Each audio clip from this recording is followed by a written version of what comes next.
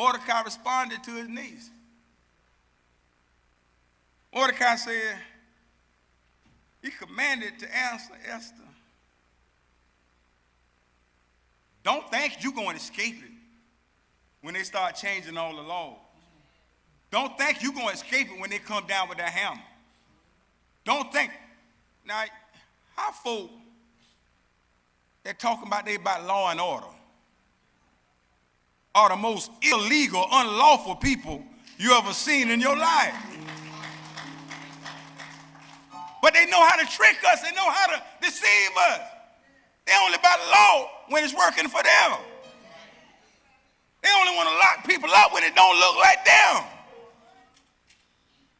Mordecai responded to his niece like, darling, you sure you know what you're saying?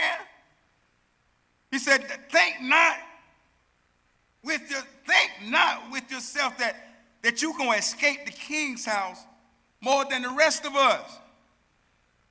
For if you altogether hold your peace, if you don't say nothing, you sit up there like a good Jew and don't say nothing. You sit up there and don't open your mouth because you feel like you got to be able to be electable. You sit up there and don't open your mouth because folk gonna come against what you say. You sit up there and hold your peace, knowing your people getting dogged out, knowing your people getting run over, knowing when you behind those doors what they think about your people, knowing what your policies look like. If you don't open your mouth, don't think you ain't still a Jew.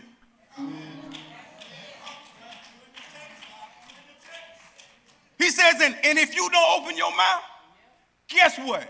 God's going to bring a deliverance from somewhere else. See what God doing right now, God is offering an opportunity. God got you in the door. God got you in the door. My wife is extremely thankful that this county, over 53,000 people voted for her to become a judge. But you know what? Those 53,000, they were simply being obedient to God.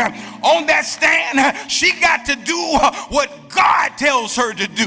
Can I tell you, when God puts you in the door, you stop giving the credit to that group and that group and that group.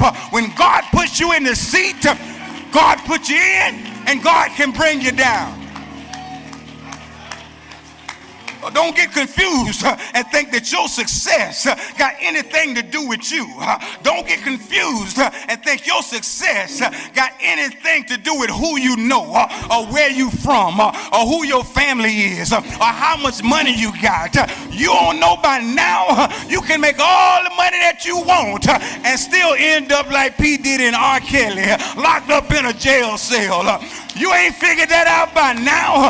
Bill Cosby should have taught you by now. It don't matter how much money you make. It don't matter who you know. You still a Jew. You still a Jew. You better remember that when the hammer begins to fall and the Jews are targeted, you may be on the king's court, but you still a Jew. You may be comfortable living in the lap of luxury, but you'll soon find out that you still a Jew. You might be able to live in Hell Plantation. You might be able to have an $800,000 home. You might be able to drive a Bugatti or any of them other fancy cars out there. You might be able to have shoes. They got red bottoms. Hats. They got red bottoms. But can I tell you, you still a Jew. You still a Jew. Dick Gregory, the civil rights activist, said that a black person can still today be well accomplished with multiple degrees while driving down the street and hear a police siren, knowing you ain't did nothing wrong, but still find yourself gripping the steering wheel. And when they pass by you, you thank God that they didn't bother you. You doing well, ain't doing no crime, but you hear that siren, you like, oh Lord.